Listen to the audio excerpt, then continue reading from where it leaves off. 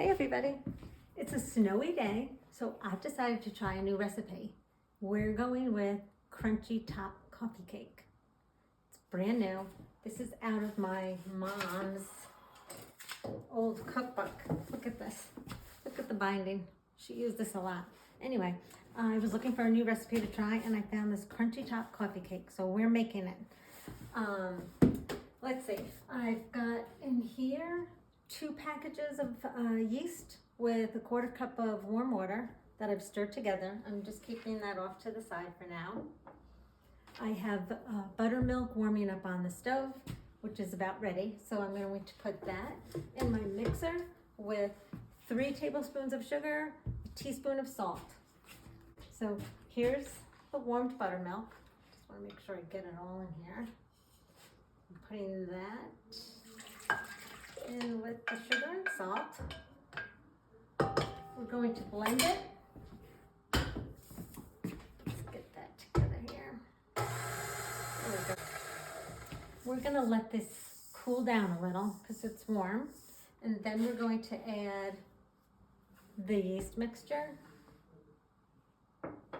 1 egg, and 3 tablespoons of soft but not liquid shortening.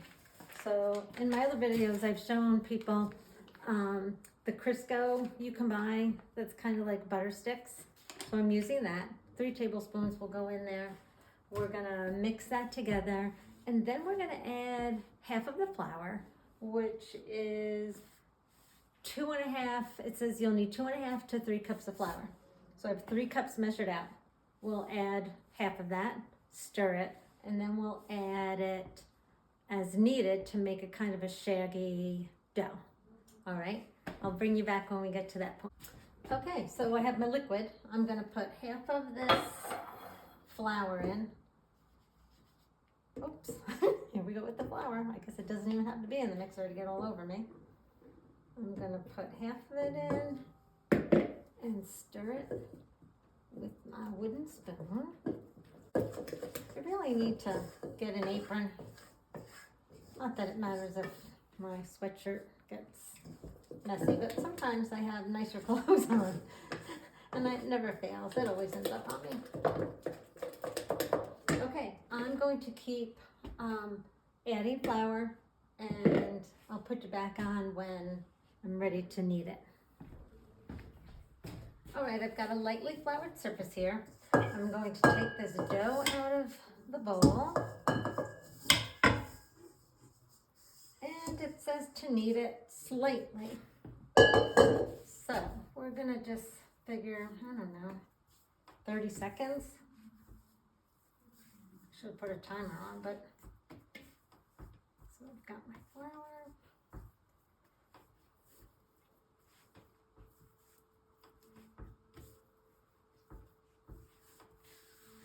It says after we're done kneading, we're going to cover this just with a slightly damp towel. So I already have my towel waiting for me to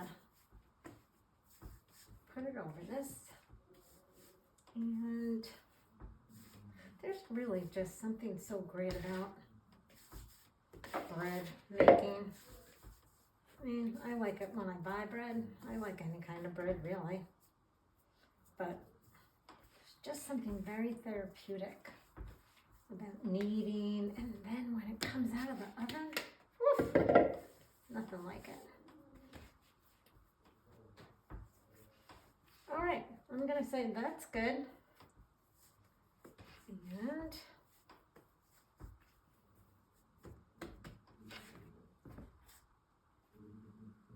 here's my, this is just one of those flour sack towels. Mine says maple syrup on it. A friend of mine gave it to me for Christmas. And we're just gonna cover this. And in 5 minutes, we're gonna come back. I think it was 5 minutes. Yes. Rest for 5 minutes. In the meantime, I'm gonna go get my pan out and grease it. Oh, my timer just went off. So I'm going to put this now. I lightly grease this pan. I'm going to put my dough in here. And it's set to just pat it into the pan. So I'm just going to pat this. It's very nice dough, actually. Nice and silky, soft, I should say. I don't know. And then I'm going to just put it in a warm spot, which is over in the dining room by the heater. And it says to let it rise for about 40 to 60 minutes. So I'm going to do that. Then we'll come back and we'll get it ready to put the topping on it before we put it in the oven to bake. All right, so this dough has doubled in size. It's right up to the top of the pan. It says to make indentations with your fingers. So I'm just putting indentations, and then it says to put your crumb topping on it. So, half a cup of sugar, 2 tablespoons of brown sugar, a sprinkle of cinnamon, and a 1/4 cup of chopped walnuts. Then you melt 2 tablespoons of butter, you mix it all together, and you end up with this delightful mixture. So I've got my indentations, you can see. And now I'm going to put my mixture on here. Once I'm done getting this evenly distributed, I'm going to pop it in the oven. It's on 375 and it's set for about 20 to 30 minutes. I'm gonna put it on 20 so I can check it because there's nothing worse than burning something. And then, once it's done, I'll take it out and I will show you how it looks and tell you how it tastes. All right, I'll be back. It's time to take it out of the oven.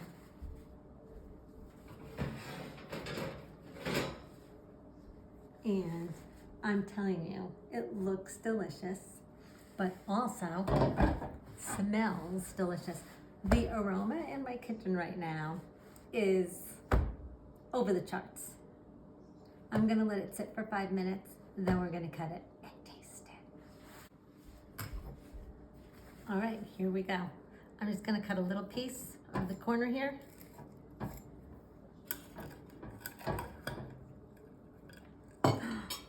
Ooh la la. Here it is. It looks like it's cooked perfectly. I'm just gonna look. Oh, the bottom's even lightly brown, just like the side is. But let's see. I gotta get a piece of this. All right.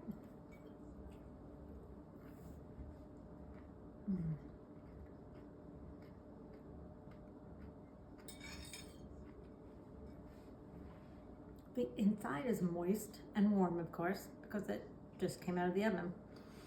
But the brown sugar, cinnamon, walnuts, those walnuts add a little bit of crunch to it. And the outside is a little crunchy. It's so good.